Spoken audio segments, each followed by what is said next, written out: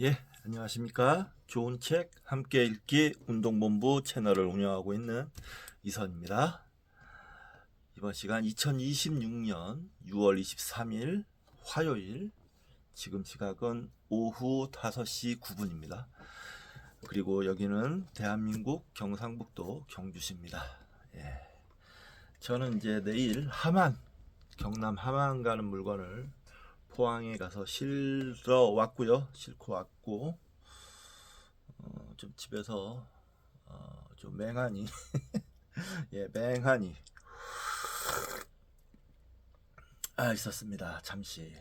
잠시는 아니고 한 2시간, 그렇게 2시간까지는 아니고 좀 있었던 것 같은데, 뭐 유튜브 좀 보고 뭐 그랬는데, 오늘 주식이 정말 검은 화요일 참, 뭐 삼성전자하고 하이닉스 주식을 갖고 있다 했는데, 두 주식 다 각각 12% 정도가 지금 빠져가지고, 제 주식 주가 총액이 2,100만 원 정도 됐었는데, 무려 265만 원 정도가 네, 265만 원 정도가 하루 만에 그냥 빠져버렸어요. 지금 그래서 너무 어이가 없어서, 어떻게 이렇게 빠지지? 별 이유도 없어요. 지금 뭐 딱히 그만큼 충격적으로 빠질 이유도 없는데, 아침에만 해도 딱 프리마켓 열었을 때 하이닉스가 300만 원 찍더라고요. 그래가지고 뭐 오늘도 좀 오르겠나 보다 하고 마음을 놓고 있었는데, 이렇게 충격적으로 빠질 줄은 전혀 예상하지 못했습니다. 전혀 예상하지 못했기에 더 황당하고, 이거 조정이라고 봐야 되는 건지, 일단은 긴 안목으로 보면 조정이라고 보여지는데, 너무 이렇게 변동성이 크니까 빠질 때 확 빠지고, 오를 땐 또 막 오르고, 투자자로서는 참 정중동을 지키기가 쉽지가 않습니다. 그래서 뭐 어떻게 대처할 방법도 없죠. 지금은 뭐 그냥 두고 보는 수밖에 없고, 대처라고 할 것도 없죠. 예.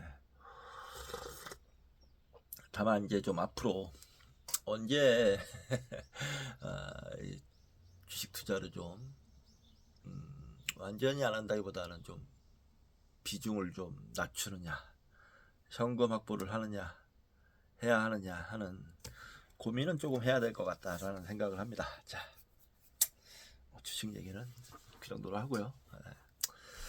그래서 오늘 뭐 어제 술을 한 잔 했기 때문에, 낮술을, 오늘은 술 마시고 싶진 않고 공부하고 싶어서, 이럴 때일수록 공부를 하자.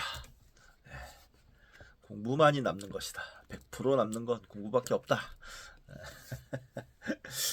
이런 생각을 하면서 자리에 앉았습니다. 자, 이번 시간은 이제 진도를 좀 나가야 될 것 같아요. 도마복음 살아계신 예수의 비밀의 말씀, 미디어북을 할 텐데요. 그 전에 책 한 권 소개시켜 드리도록 하겠습니다. 왜 인간인가? 인류가 밝혀낸 인간에 대한 모든 착각과 진실. 마이클 가지아니가 지음, 박인균 옮김. 아마존 올해의 책 선정 2008년 과학 분야. 주수밭 출판사에서 나왔습니다. 네, 이렇게 상 받은 책은 신뢰가 가죠. 한번 읽어보고 싶네요. 지은이 마이클 가지아니가 인간의 뇌와 정신을 연구하는 세계적인 뇌신경 과학자이자 심리학자로 인지신경과학이라는 2세대 인지과학 분야를 개척했다는 평가를 받고 있다.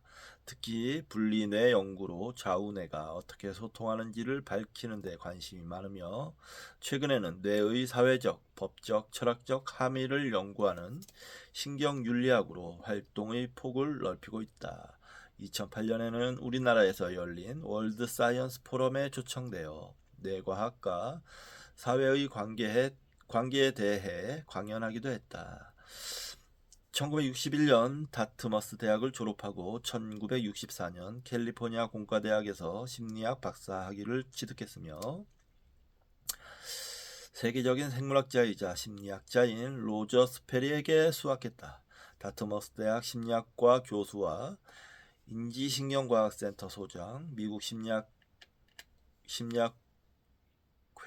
심리학회장, 미국 대통령 생명윤리자문위원회 위원을 지냈다. 지금은 캘리포니아 대학교 심리학과 교수로 재직 중이며 그곳에서 인간의 정신에 대해 연구하는 SHE 센터 책임자로 일하고 있다. 가자니가는 뛰어난 대중 강연과 왕성한 저술 활동으로도 유명한데 대표적으로 The Social Brain, Mind Matters, Natural's Mind, 그 다음 Atypical Brain, 더 Atypical Brain 등이 있다. 특히 인간의 뇌와 정신에 관한 학문을 집대성한 더 Cognitive Neurosciences 시리즈는 전공자들 사이에서 그 분야의 백과사전으로 통한다. 그의 이러한 학문적 성과는 뇌와 정신이라는 TV 다큐멘터리 시리즈로 제작되어 대중에게 소개된 바 있다. 이 뇌와 정신이라는 다큐멘터리 유튜브나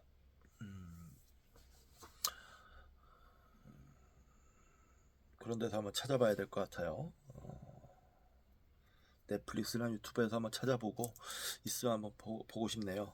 옴기니 박인균 건국대학교 영어-영문학과를 졸업하고 현재 전문번역가로 활동하고 있으며 온라인 LPT 온라인 번역교육 사이트를 운영하고 있다. 여러가지 책들을 번역을 하셨네요. 자, 왜 인간인가 상을 받은 책인데 그래도 전공자가 옮긴 책이 아니어서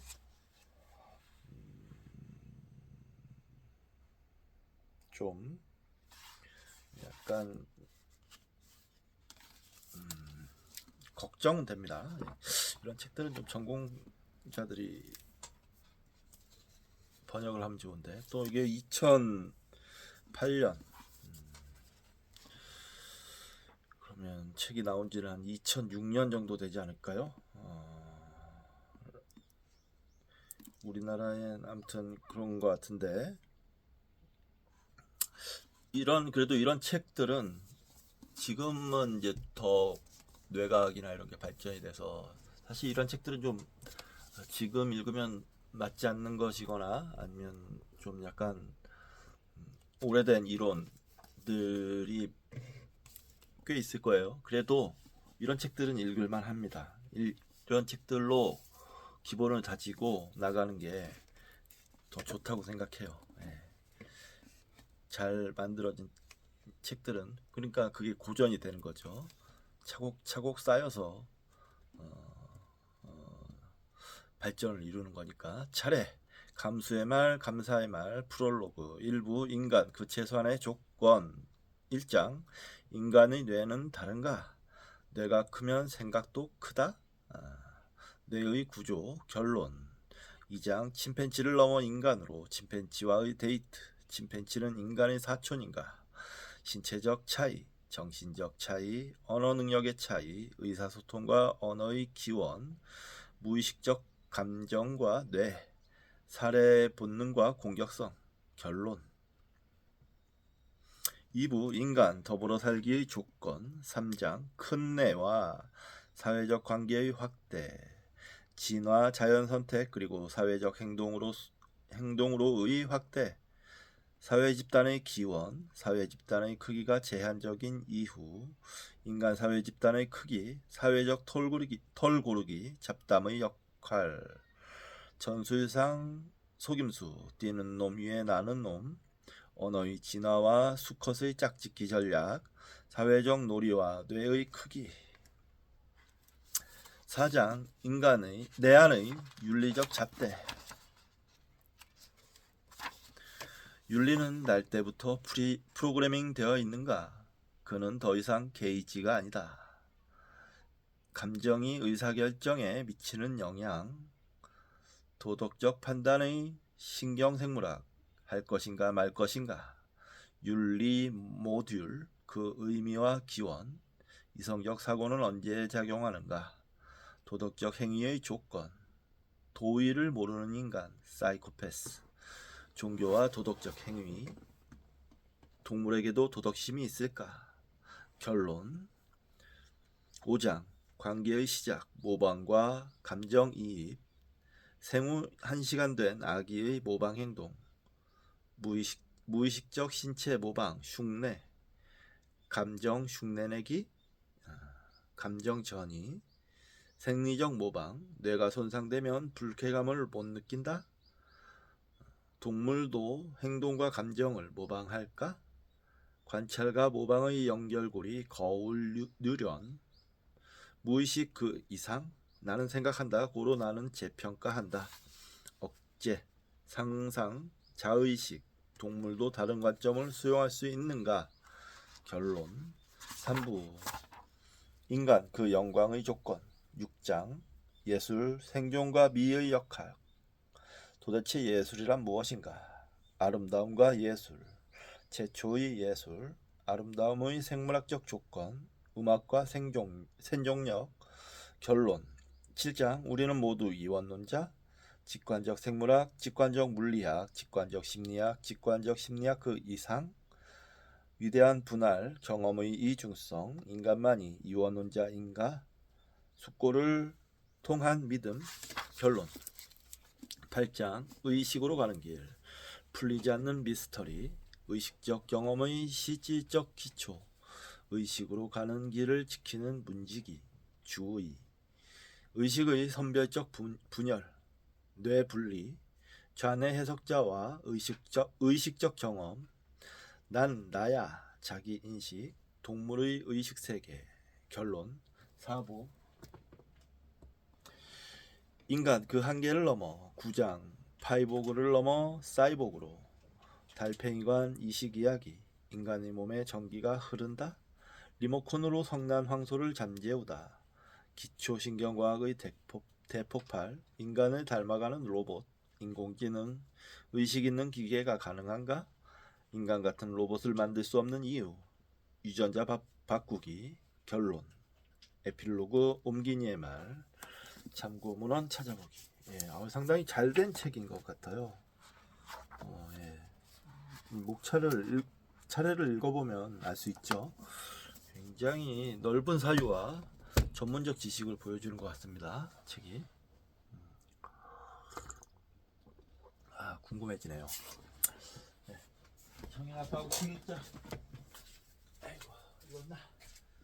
하나, 둘.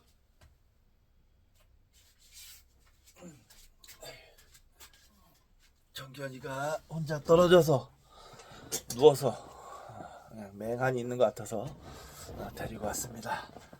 아이고, 정견이 오늘 바람 들어갔으면 좋았을 텐데. 아휴, 아빠가 다음에 갈게. 요번 주에 우리 정견이 털 깎습니다. 털을 빵 밀어가지고 이 더운 여름을 무사히 날 수 있도록 털을 빡빡 밀 생각입니다. 예약도 해놨고요. 요번 주 토요일 2시. 자, 도마복음 시작하겠습니다. 제 51절 실현된 종말. 언제 쉼이 있겠으며 언제 새 세상이. 그의 제자들이 그에게 말했습니다. 언제 죽은 사람들의 쉼이 있겠으며 언제 새 세상이 이르겠습니까? 그가 그들에게 말씀하셨습니다. 여러분이 기다리는 것이 이미 와 있지만 여러분들이 이를 알지 못하고 있을 뿐입니다. His disciples said to him, When will the last part that take place? And when will the new world come? He said to them, "What you are looking forward to has come, but you didn't know it."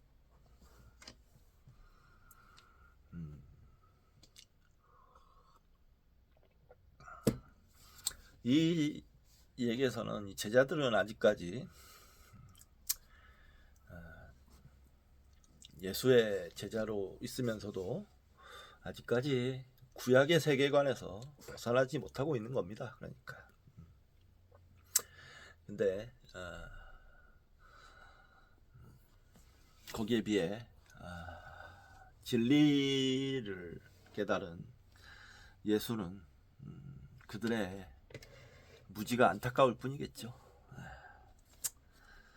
너희들이 마음에 먹기에 따라서 세상은 바뀌는데 너희들은 아직도 그 무지몽매함에 빠져 있구나 라고 한탄을 하고 있는 것 같네요. 제가 보기엔. 자, 본문 읽어보겠습니다. 여기서 쉼이란 구원과 같은 말이다. 앞절에서 본 것과 같이 우리의 본래적인 근거인 궁극 실제로 돌아가 그것과 다시 하나됨으로써 얻을 수 있는 평화와 조화와 안식의 상태를 가리킨다. 영적으로 깨치지 못한 사람은 죽은 사람과 같아서 부평초처럼 떠다니며 불안한 삶을 살 수밖에 없다. 아우구스티누스가 그의 고백록 첫 부분에서 한 유명한 말이 생각난다. 인용입니다. 오 주님, 주님께서는 당신을 위해 저희를 지으셨으니 저희 마음은 당신 안에서 쉼을 얻기까지 쉼이 없사옵니다. 여기서 제자들은 이런 개인적 구원과 함께 신천지가 도래할 우주적 종말이 언제 올 것인가 물어보고 있다. 학자들 중에는 공간복음에 나오는 것처럼 회개하라 천국이 가까이 왔느니라 가로 열고 마태복음 4장 17절 라는 예수님의 선포를 놓고 예수님이 세상의 종말을 어떻게 보았을까 하는 문제를 가지고 경론했다.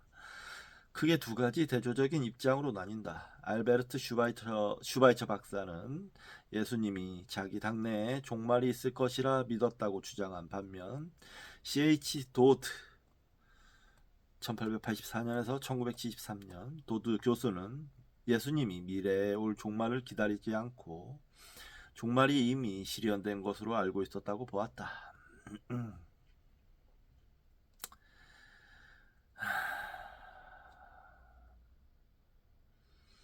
그런데 여기 2절에서 예수님은 분명히 제자들이나 그 당시 많은 유대인들이 기다리던 종말이 이미 이르렀으니 별도의 종말을 기다리지 말라고 한다.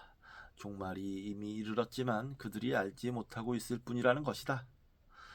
도마복음식으로 하면 나라가 임하시오며 하는 주기도문도 장차 이르게 될 나라가 임하기를 간구하는 것이 아니라 내 속에 이미 와 있는 나라를 깨닫도록 해달라는 간구로 이해할 수 있을 것이다. 도마복음의 예수님은 천지개벽 같은 우주적 대사건의 종말이 아니라 깨침을 경험함으로써 가능한 내적 변화 같은 것을 통해 옛사람이 죽고 새사람이 부활하는 개인적인 내면의 개벽을 강조하고 있기 때문이다. 이런 내적 개변을 통해 하느님의 나라를 새롭게 발견하고 그 새로운 세계에 들어가는 것이다. 어느 면에서 이런 독특한 종말관 때문에 도마복음이 정경으로 채택될 수 없었는지도 모른다.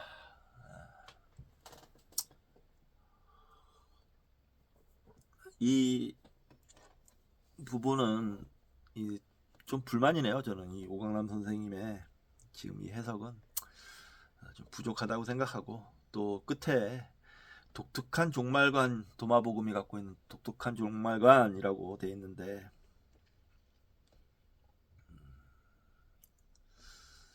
종말관이라는 건 아마 예수 이후에 만들어졌을 거라고 저는 생각을 해요. 기독교적 종말관이라는 건 예수는 이제 그런 걸 비판을 했죠. 종말관 자체를.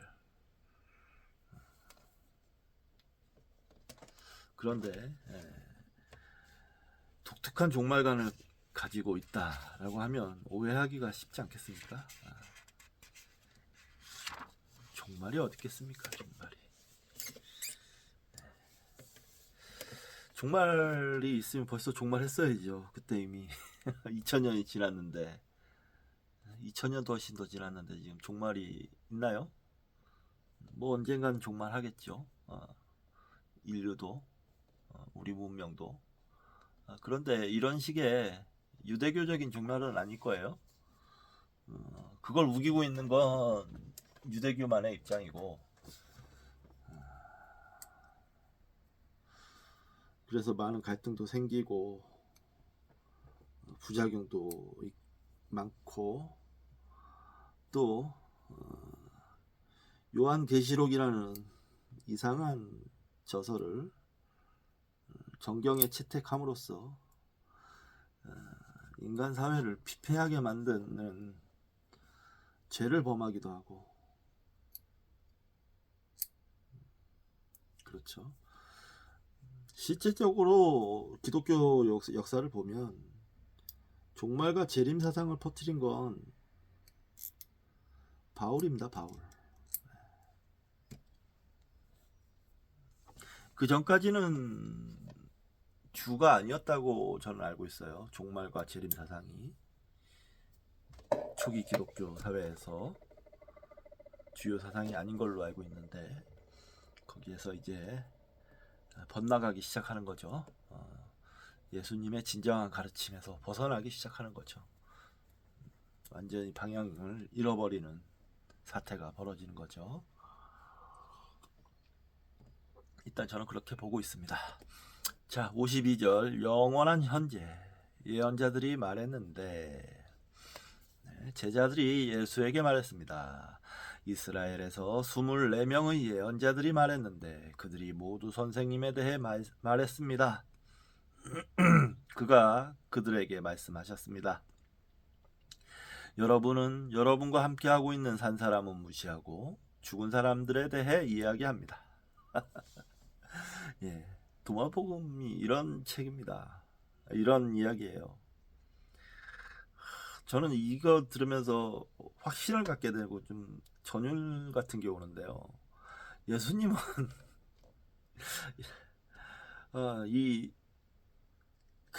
그러니까 이 유대 사회를 깨부수러 오신 거예요. 한마디로. 그러니까 유대인들의 잘못된 믿음,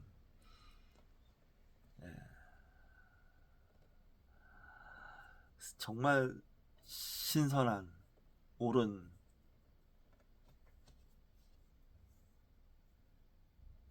진리관을 설파하시려고 오신 겁니다.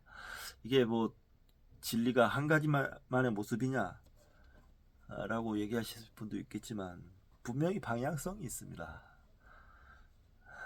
예. 그 방향성에서 유대교의 믿음이 많이 벗어난다고 보거든요. 저는 그런 점을 지적하고 계시는데, 여전히 여기서도 그러니까 제자들은 구약에 24명의 예언자들을 얘기하는 거 아닙니까? 24명의 예언자들이 마지막 끝판왕 예언자가 온다고, 구원자가 온다고 예언을 했는데, 이 뭣도 모르는 제자들이 예수에게 좋은 말 한답시고, 선생님께서야말로 우리의 구원자이십니다, 이런 식으로 얘기를 한 거죠. 그랬더니 예수님이 그렇지, 내가 구원자야, 내 말 잘 들어, 이런 게 아니고, 자, 그런 아직도 무지몽매한 허황된 전통 사상에 빠져 있느냐, 잘못된 생각을 하고 있느냐, 구약의 세계관에서 벗어나지 못했느냐라고 나무라시는 거죠. 나 산 사람, 내가 지금 얘기하고 있는 나를 무시하고 죽은 사람들이 그렇게 했다고 해서 내가 구원자가 되는 거냐? 라고 얘기하는 거예요. 진짜 이런 말씀은 아무나 못합니다. 예수님은 그래서 확실히 다른 사람인 것 같아요.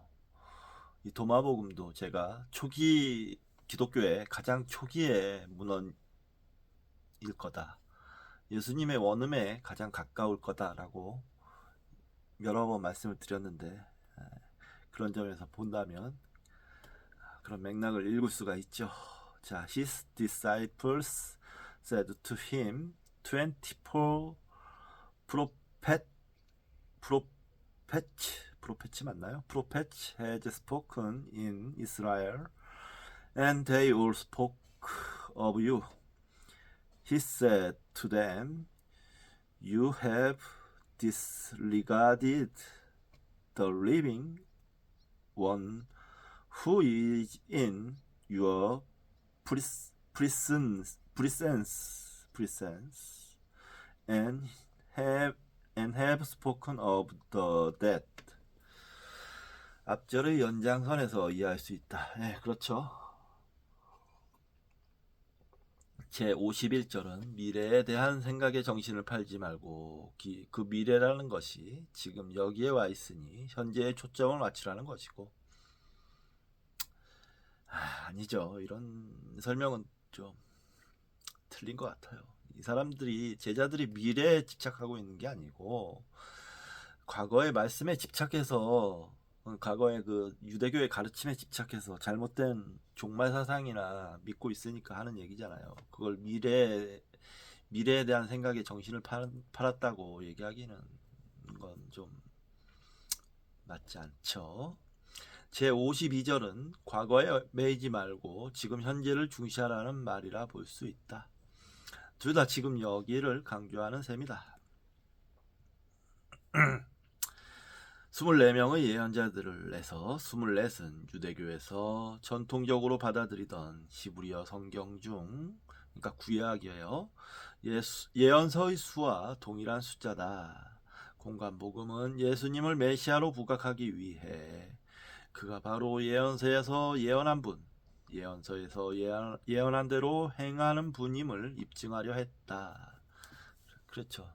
그 공관복음에서만 봐도 예수님이 그동안 구약에서 얘기했던 우리의 구원자시다라고 강조를 하죠. 이미 그러니까 공관복음이 나오는 그때 서기 7, 이제 빠른 마가복음이 한 서기 60년 정도 얘기하고 있고, 마태 누가가 7, 80년 얘기하고 있는데, 공관복음이 이미 그때 오염이 일어난 거예요. 예. 그렇게 생각되어집니다. 누가복음은 예수님이 모세의 율법과 예언서와 시편에 기록한 모든 일을 다 이루신 분으로 묘사하고 있다. 누가복음 24장 44절, 특히 마태복음은 예수의 행적을 이야기할 때마다 이것은 주님께서 예언자를 시켜서 말씀하신 대로라는 말을 계속한다. 마태복음 1장 22절, 2장 15절, 2장 17절 등. 그러니까 마태복음은 특히 유대인들을 주 독자로 상정을 하고 만들어진 책이기 때문에 더 심했겠죠. 여기 2절에서 제자들도 비슷한 태도를 취하고 있다. 24명의 예언자들이 선생님에 대해 이야기하고 있으니 선생님은 정말 특별하신 분으로 죽은 사람들에게 쉼을 주고 새 세상을 가져다 주실 분이 아니십니까? 하는 식으로 물어본 것이다. 이런 질문에 대해 예수님은 왜 자신들과 함께하고 있는 산 사람을 무시하고 과거의 예언자들 같이 죽은 사람들을 들먹이는가 하고 나무란다. 이 말은 예언자들이 한 말이 아니라 지금 그가 하고 있는 말이 더 중요하다는 것, 혹은 과거의 예언자들이 아니라 지금 그가 더 큰 관심을 집중해야 할 대상이라는 것을 뜻한다. 이렇게 보기보다 오히려 과거의 집착에서 벗어나라, 유대교의 망상에서 벗어나라 라고 말씀하시는 것에 훨씬 가깝다고 생각합니다. 중세의 많은 신비주의자가 고백한 것과 같이 하나님의 임재를 체험하는 것은 미래나 과거가 아니라 영원한 현재를 체험하는 것이다.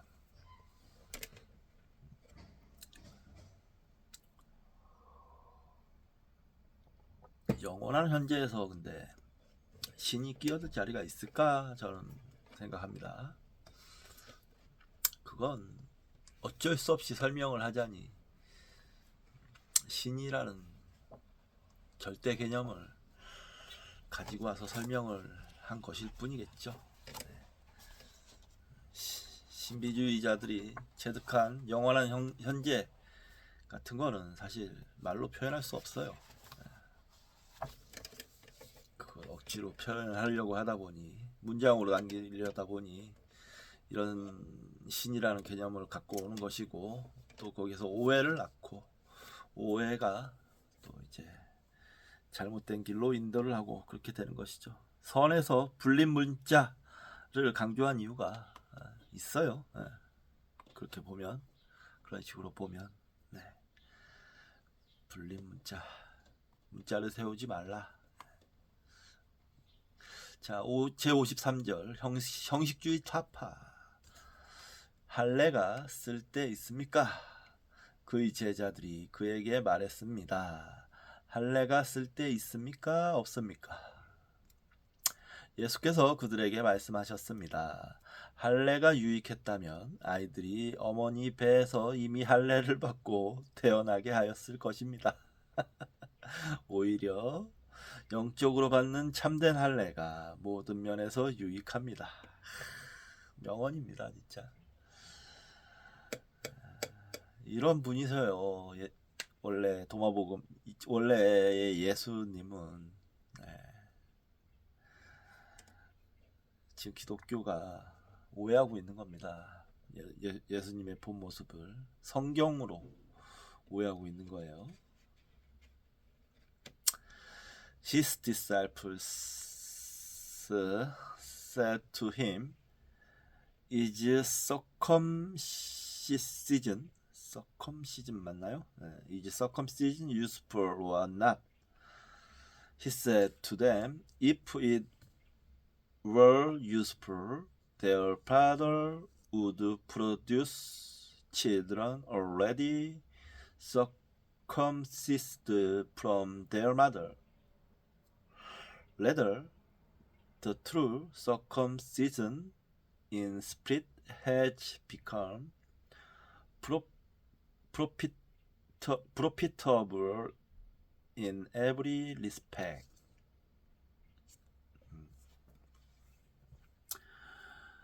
할례가 뭡니까? 할례가 한마디로 얘기하자면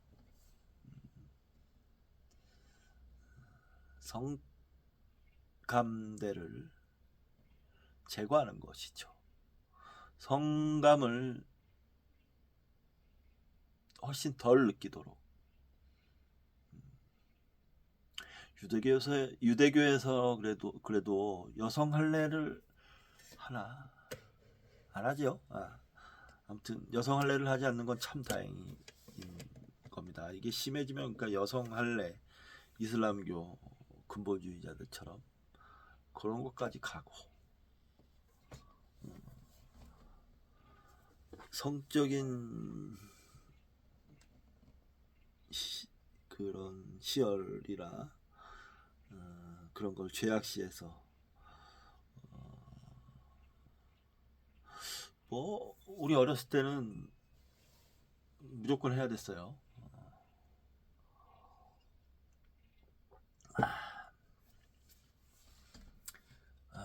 좋은 거면 진짜 그렇게 태어났겠죠. 오히려 필요하니까 그 껍데기에 둘러싸여서 나온 거겠죠. 우리가 아기 때부터. 그러므로 할례를 함으로써 생기는 부작용도 엄청 많을 겁니다. 그런 거에 대한 연구가 있는지는 잘 있겠지만 있을 것 같은데 아무튼 부작용이 엄청 많을 거라고 저는 생각해요. 억울하죠. 억울합니다. 할례가 뭐 위생적이라는 둥. 아니 왜 유대인들 그 유대인들 전통이 왜 전 세계로 퍼져가지고 왜 한국에 있는 저까지 괴롭히고 한국의 전 세계의 남자들을 괴롭히게 하냐고요. 왜?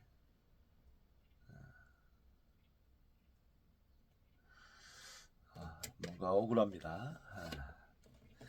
참 쓸데없는 짓거리들을 종교의 이름으로 우리는 많이 했습니다. 그렇네요, 진짜. 할례는 유대인들의 종교 생활에서 가장 기본적인 의식이었다. 유대인이냐 아니냐 하는 것은 할례를 받았느냐 안 받았느냐 하는 것에 의해 결정될 정도로 중요한 의식이었다.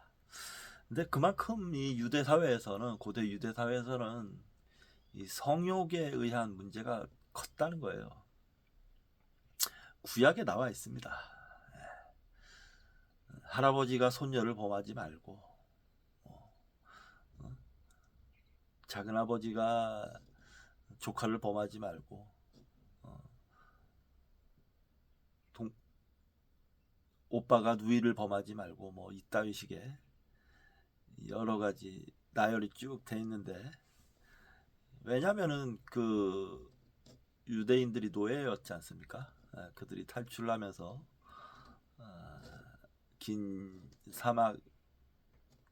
사막이나 초원이나 뭐 아무튼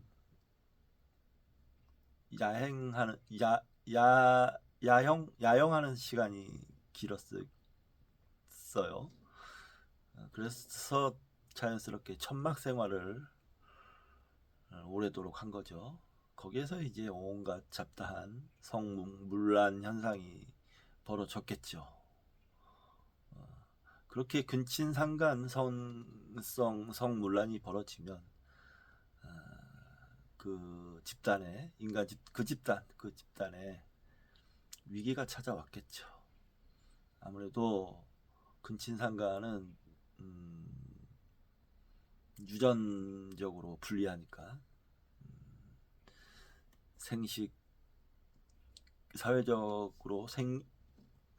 사회적으로 부작용이 많이 크게 일어났겠죠. 생식의 경우에.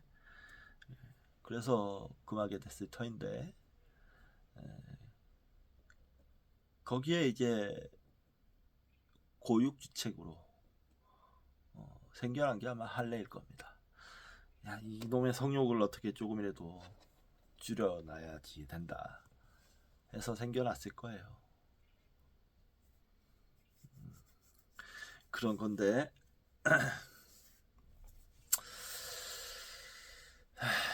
뭐 그렇다는 겁니다.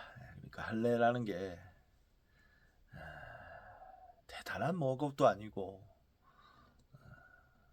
그런 유대인들만의 특징 때문에 생겨난 문화인데, 이게 전 세계로 퍼져서 마치 대단한 중요한 것인 것처럼 되어버렸다라는 부조리가 있다 라고 하겠습니다.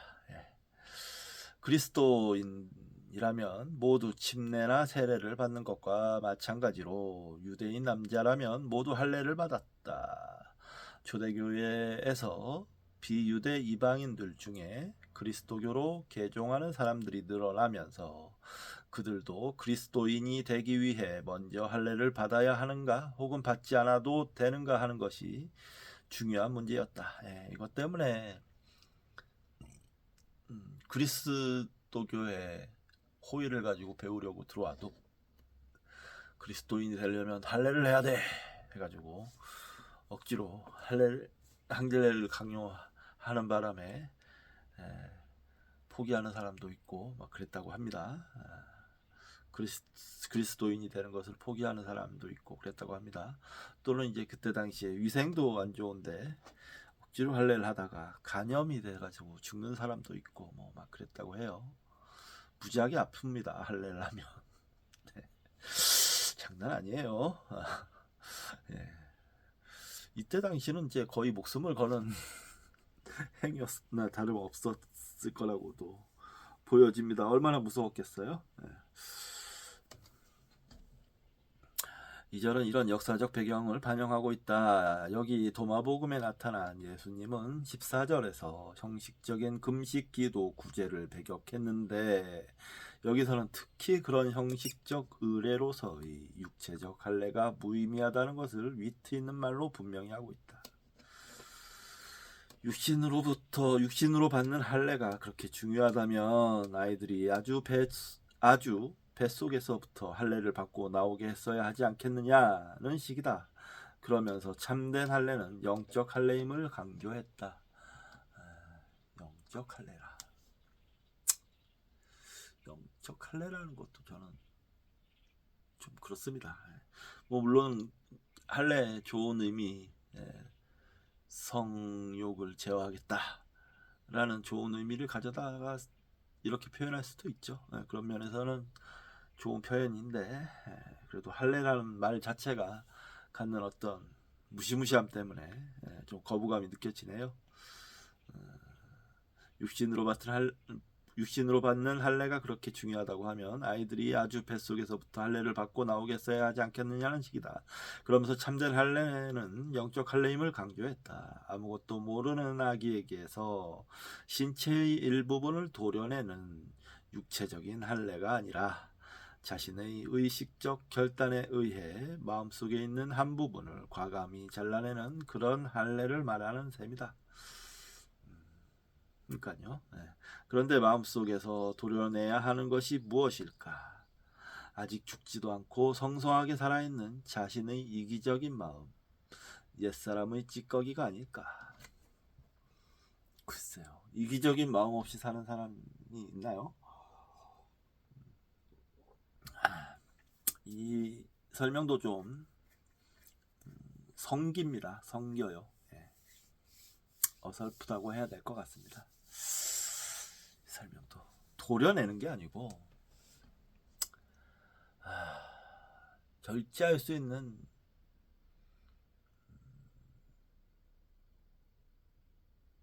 강한 의지를 갖자 이 정도겠죠. 근데 뭐 여기서 이제 할례라는 말로 되받아 치니까 예수님께서는 이렇게 말씀하신 건데, 자 바울도 이와 비슷한 말을 했다.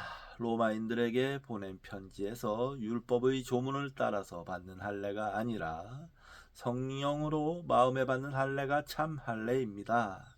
로마서 2장 29절라고 하고, 또 갈라디아에 있는 사람들에게 쓴 편지에서 할례를 받거나 안 받는 것이 중요한 것이 아니라 새롭게 창조되는 것이 중요합니다. 가로 열고 갈라디아서 6장 15절라고 심주어 말했다. 새롭게 창조된다는 것이 바로 도마복음의 예수님이 말하는 영적 할례가 아닌가. 옛사람을 뒤로하고 새사람으로의 탄생을 고하는 것이다.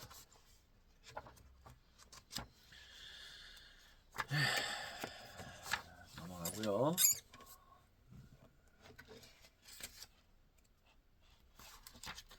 시간이 좀 있으니 마지막 한 절 더 읽겠습니다. 조금 길지만 한 절 더 읽고, 자, 제 54절 청빈의 특권, 가난한 사람은 행복. 예수께서 말씀하셨습니다. 가난한 사람들은 행복합니다. 하늘나라가 여러분의 것이기 때문입니다. Jesus said, Congratulations to the poor, for to you belongs heaven's kingdom.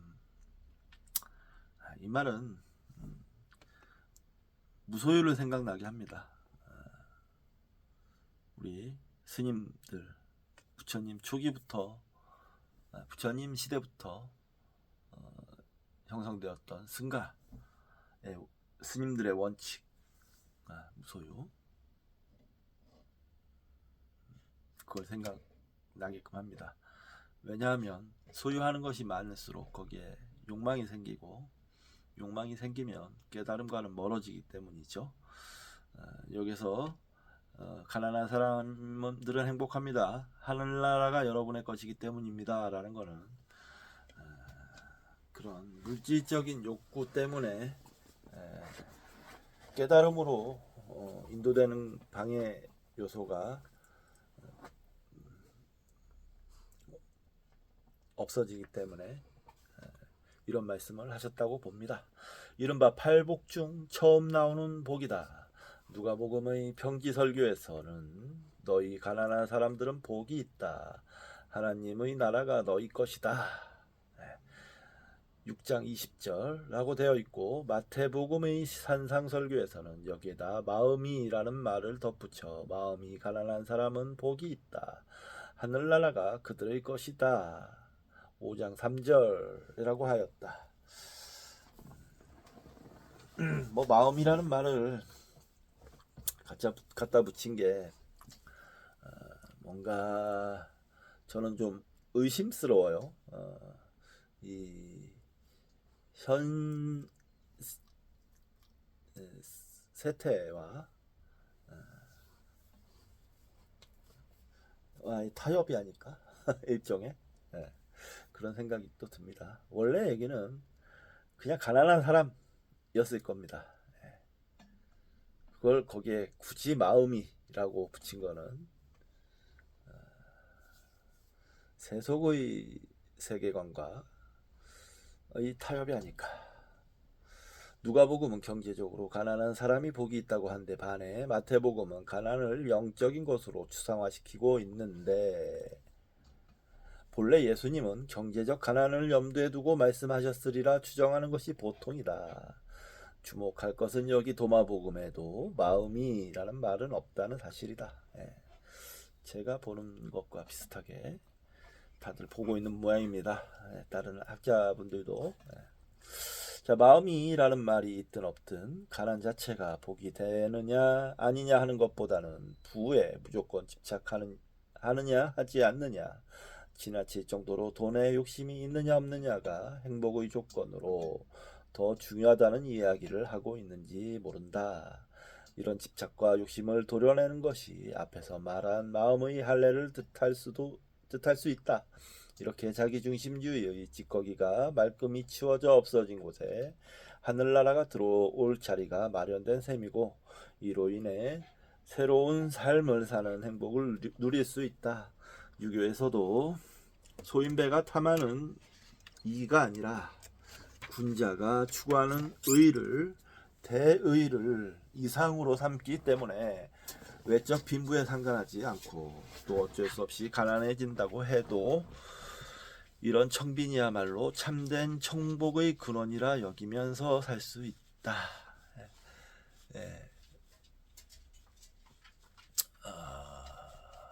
논어에도 그런 얘기가 나옵니다.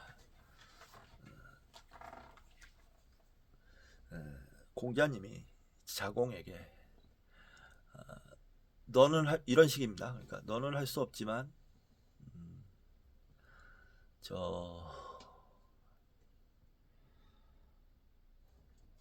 수제자 이름 뭐냐? 안현 맞나? 아무튼 안현은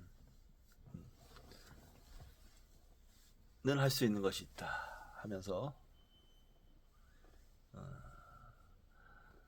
안현은 가난을 즐길 줄 안다 라고 얘기를 합니다.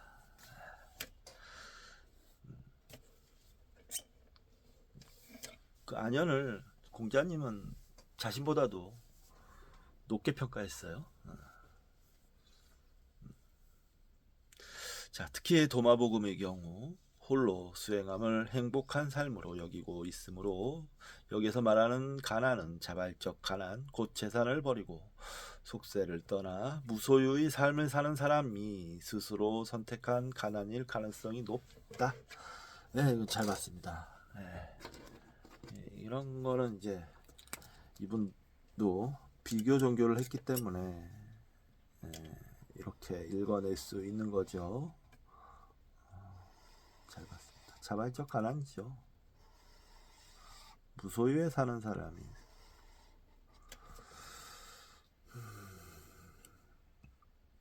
종교사를 통해서 볼 때 많은 종교에서는 재물을 탐하지 않는 것뿐 아니라 이처럼 있는 재물이라도 뒤로 하고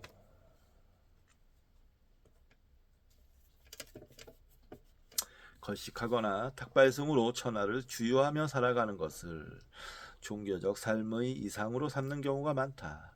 부처님이나 성 프란체스코의 경우가 대표적이라 할 수 있을 것이다. 예수님의 경우 본래 재산이 있었다가 스스로 가난해지셨는지 모르지만 재산이 많은 어느 부자 젊은이에게 가서 너희 소유를 팔아서 가난한 사람에게 주어라. 마태복음 19장 21절 하고 충고하는 것을 보면 자발적 가난을 염두에 두신 것이 분명하다. 그런데 이와는 대조적으로 요즘 그리스도교에서는 이른바 번영 신학이 한창이다. 우리말로 성공신학이나 잘 살아보세 신학이라 할 수 있을 것이다. 잘 믿으면 무엇보다 경제적으로 잘 살게 된다는 생각이다. 이른바 남보란 듯 잘 살려면 잘 믿으라는 것이다. 물론 여기서 잘 믿는다는 것은 하느님께서 우리를 부자로 만드실 수 있다는 믿음을 가지고 그것을 후한 헌금으로 표시함을 의미하는 경우가 대부분이다.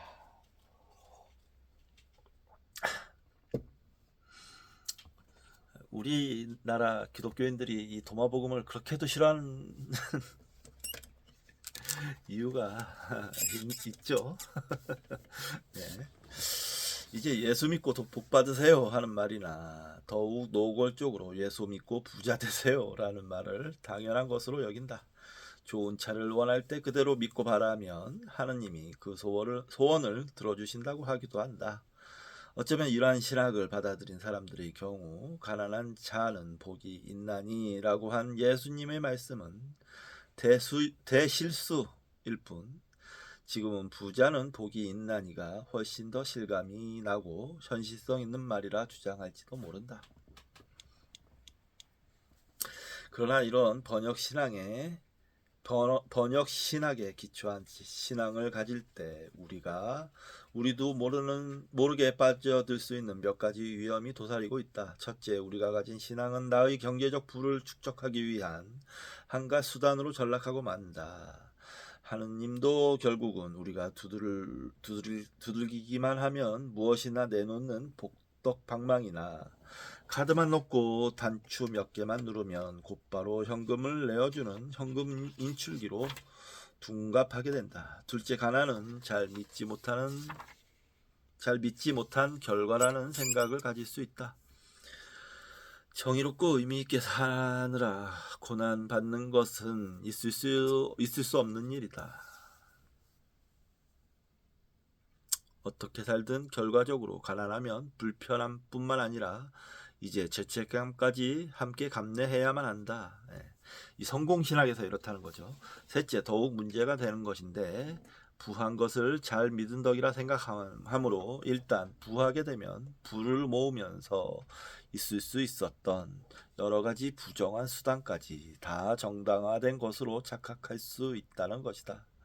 친일파 후손으로 부자가 된 것도 심지어 누가 뇌물을 주어도 그것이 하느님께서 축복해 주시는 하나의 방법이구나 생각할 수 있다. 정말 무서운 일 아닌가. 이렇게 생각하는 사람 많죠.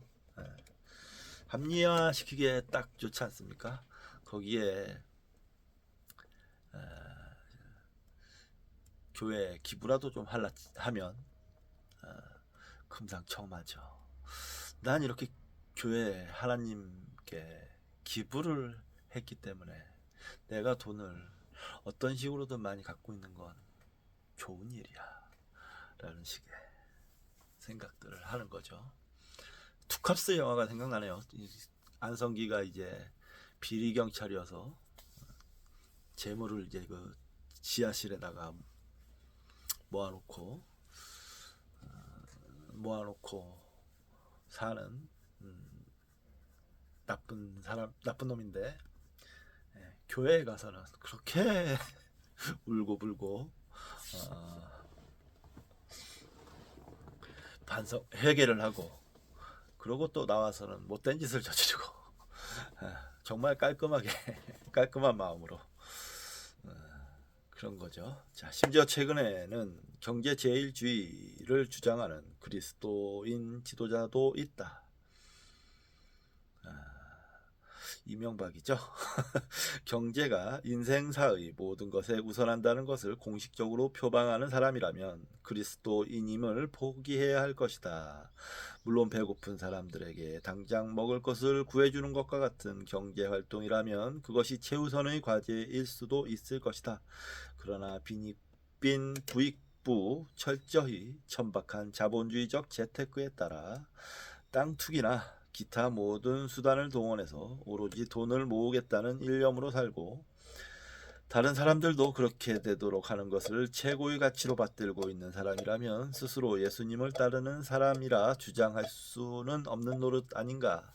그는 그냥 금송아지를 섬기는 사람일 뿐이다. 이 책이 나오는 시기나 뭐 그런 걸로 봤을 때 이명박으로 추정이 됩니다. 지도자.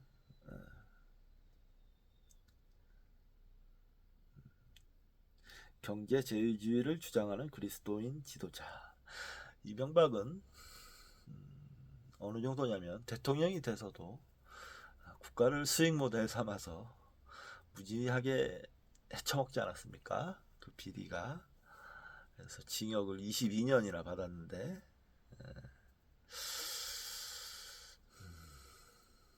글쎄요. 다 드러나지도 않았을 테고 비리가 아마 정말 다 드러났으면 놀라웠을 겁니다. 근데 그 사람이 그 이명박이라는 사람이 아주 인상적인 게 자기 편을 좀 챙겨주는 듯한 그런 행위를 지가 다 먹는 게 아니고 혼자 그런 얍삽함을 많이 보여줬던 것 같더라고요. 머리 잘 쓴 거죠 뭐. 자, 넘어가겠습니다. 진정한 그리스도인이라면 예수님 말씀처럼 목숨을 부지하려고 무엇을 먹을까 또는 무엇을 마실까 걱정하지 말아야 마태복음 6장 25절 할 것이다. 그러니까 이 공간복음서에는 막 짬뽕이 된 거예요. 예수님의 진의가 드러난 말과 나중에 오염된 말들과 이런 거는 이제 예수님의 진의가 들어있는 말이었었겠죠. 나는 어떤 처지에서도 스스로 만족하는 법을 배웠습니다. 나는 비천하게 살 줄도 알고 풍족하게 살 줄도 압니다. 빌립본가? 빌립본 것 같은데 4장 11절에서 12절라고 한 바울의 말처럼 어떤 경우에도 집착하는 일이 없이 자유롭게 살 줄 알아야 할 것이다.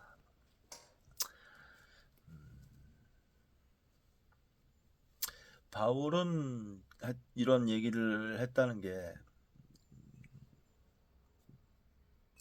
좀 재밌네요. 이 사람은 철저하게 종말론에 빠져 있었던 사람이고 재림사상에 빠져 있었던 사람이라 이 현세에서의 삶을 아주 가치 없게 여겼어요. 그렇기 때문에 이런 태도도 가능하지 않았을까 하는 생각도 좀 듭니다. 저는 바울을 안 좋게 보기 때문에요. 이런 비판을 해보는데 또 공부를 계속 해 나가면서 뭐 혹시 제가 틀린 걸 수도 있을 수 있고요. 하니까 그런 부분은 혹시라도 만약에 저에게 조언 같은 걸 해주실 의향이 있으신 분은 댓글로 남겨주시기 바랍니다. 자, 이번 시간은 여기서 마치도록 하겠습니다. 다음 시간에 뵙겠습니다.